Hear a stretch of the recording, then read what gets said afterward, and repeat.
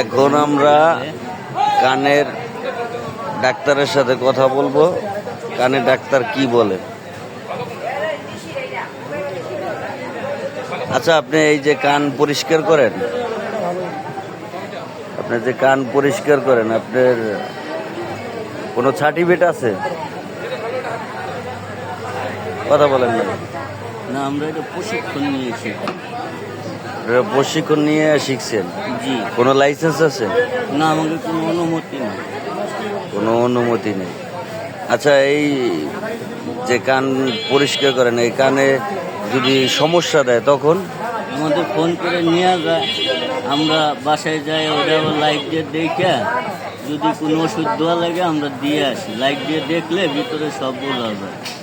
এখানে ডাক্তার বলতে আছে যে আপনাদের কানে যদি কোনো সমস্যা হয় আপনারা সরাসরি ডাক্তারের চেম্বারে চলে আসবেন, এবং কটন ব্যবহার করতে নিষেধ করছে ডাক্তার। কটন ব্যবহার করতে নিষেধ করছে, এবং আর এখানে আপনারা সামান্য কিছু টাকার জন্য আপনারা কান পরিষ্কার করেন, কানের বেটাকে সমস্যা দেয়। না, কোনো সমস্যা হয়নি।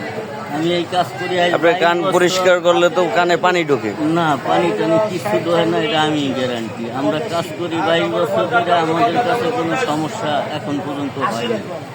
ডাক্তার বলতে আছে কানে সমস্যা হলে ডাক্তারের কাছে যাইতে। আপনারা যদি এই সমস্যার সমাধান করতে পারেন, ডাক্তারের কাছে যায়। এটা তো আমাদের মনে করেন যে প্রশিক্ষণ নেওয়া। কানে গা হইলে পরে কি ওষুধ দেওয়া লাগে এটা আমাকে প্রশিক্ষণ নিয়ে শিখেছে।